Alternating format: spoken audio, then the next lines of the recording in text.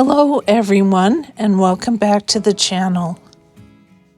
Every year during the month of December we get a couple of boxes of cherry chocolates to have and enjoy through the holiday season.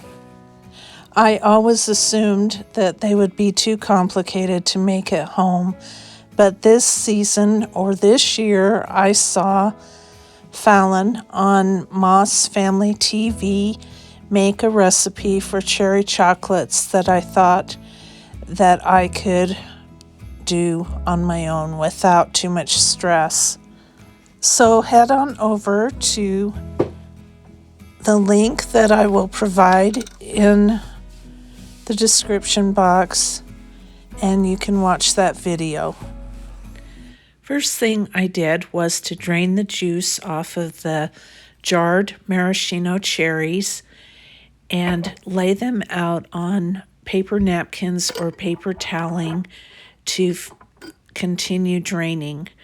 I used a 16-ounce jar of maraschino cherries, and then I had that jar of 1 or 2 cherries in my refrigerator that I also used up. I saved the juice to use for later. So I am putting 3 tablespoons of butter into a mixing bowl. And by the way, I used vegan butter and it worked out just fine.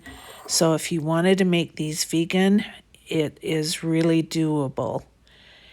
And I also put 3 tablespoons of light corn syrup into the mixing bowl and then mixed that all together really well. The only thing is if you're making these vegan, you will have to use a different type of chocolate than I did, but you can get vegan chocolate, dairy-free chocolate at most grocery stores now. After I mixed up the butter and corn syrup, I added 2 cups of powdered sugar. The recipe calls for the sugar to be sifted, but I didn't do that. And they turned out just great. So if you feel like sifting, go ahead and sift. If you don't, I actually even, looking back at this video, I even put like heaping cups in. So it was probably more like 2.5 cups of sugar, but this is a very forgiving recipe.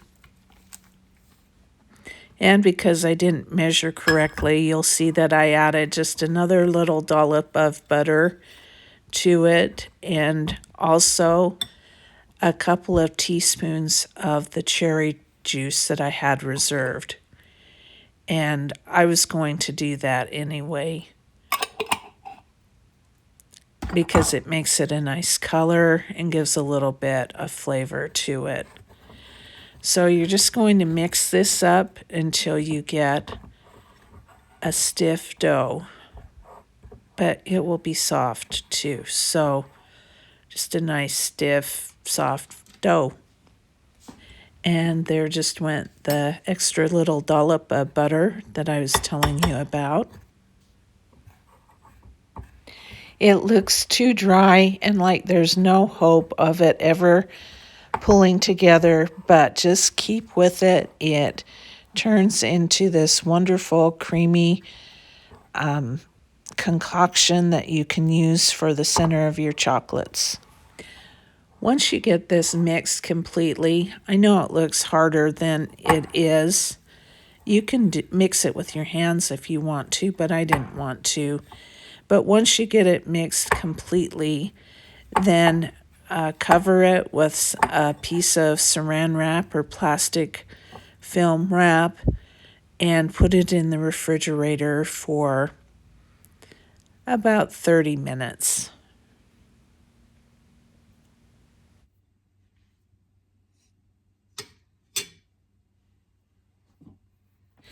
So into the fridge this goes.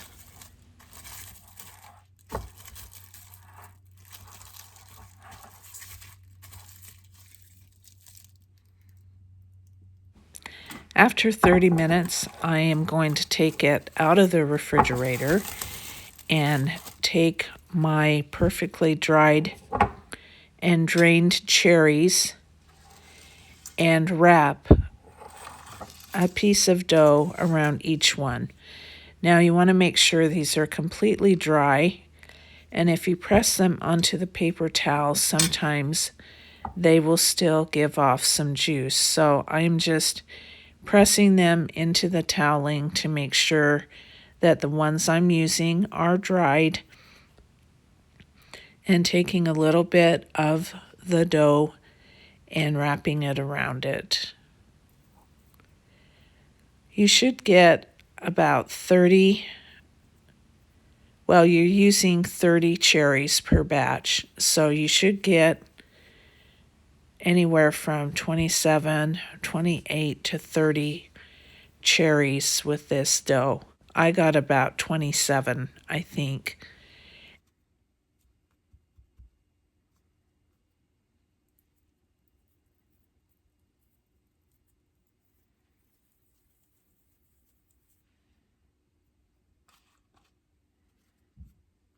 So I'm just covering these cherries until I get them all done. And on this batch, I wound up running out of cherries. And so I just did about 4 or 5 of these little dough balls just without cherries in them. And I mark them with toothpicks in them so I know which ones are which. After you get them all made, these need to go into the freezer for at least 20 minutes. But I have to admit that one of the batches I made late at night, and so it stayed in the freezer all night long. So, and it worked out fine. So, like I said, very forgiving recipe.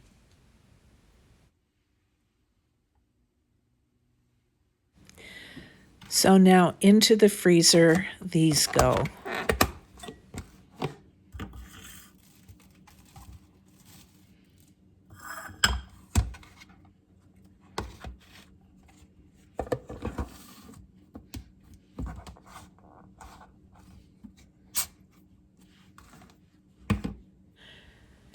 To dip these cherry chocolates in, I got the meltaways or the melting chips.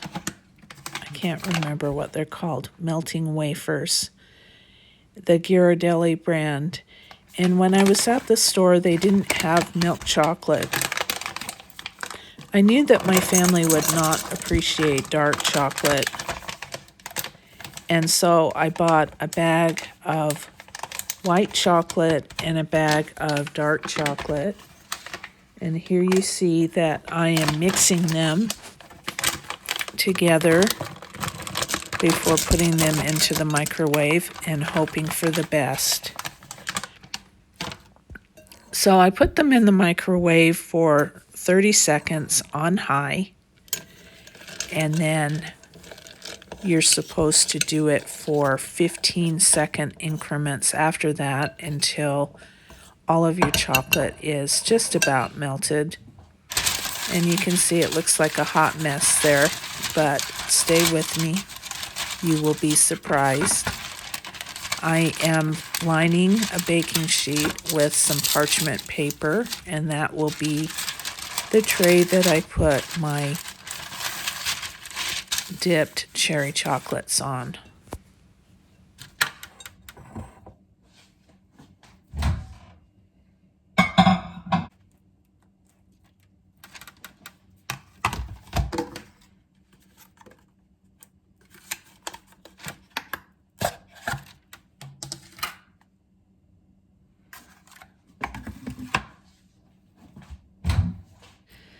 This year, I watched another video about tempering chocolate that you have melted in the microwave.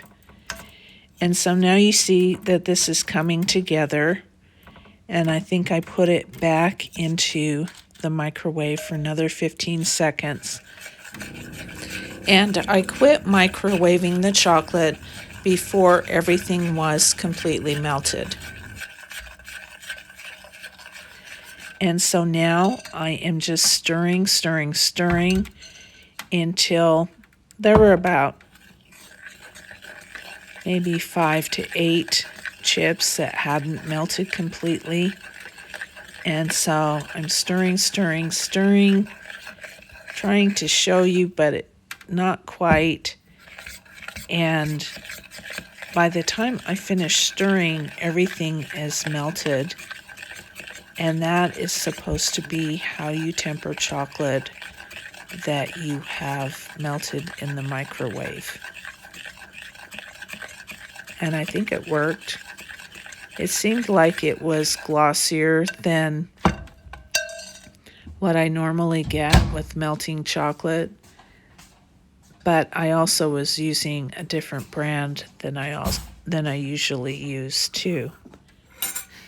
Now that the chocolate is ready, I am dropping in the formed dough balls that are frozen.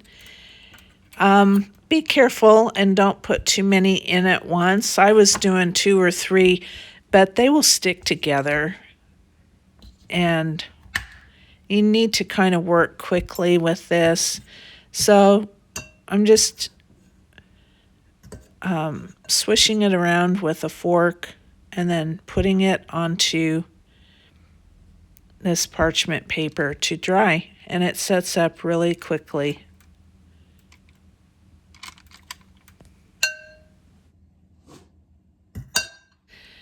You may notice that however diligent you are about coating this and you think that you've got it completely coated, that it might crack or some of the filling might come through a little tiny hole. If that happens to you, just know that it happened to me. Some of them I double coated. So, it just depends on how fussy you are about this.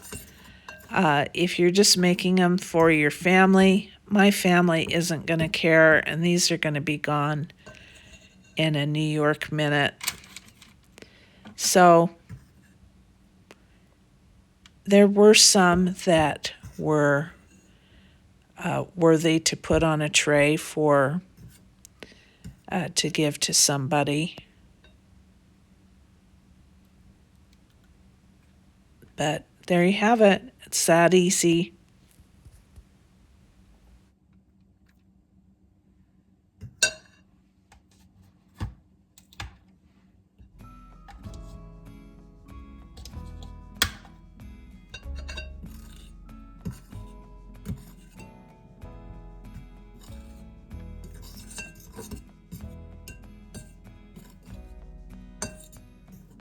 And here you have homemade chocolate-covered cherries. Going in close here, you can see how some of them have exploded a little bit. And almost all of them had cracked on the bottom. So I don't understand that. But here they are. I cut one in half so you could see what it looked like. My family loved these, and so did I. They are creamy and flavorful, and they taste just like store-bought, only better. These would be great to make for Christmas, for Valentine's, or birthdays, or any special occasion. Thank you so much for watching. Please subscribe to my channel. Goodbye.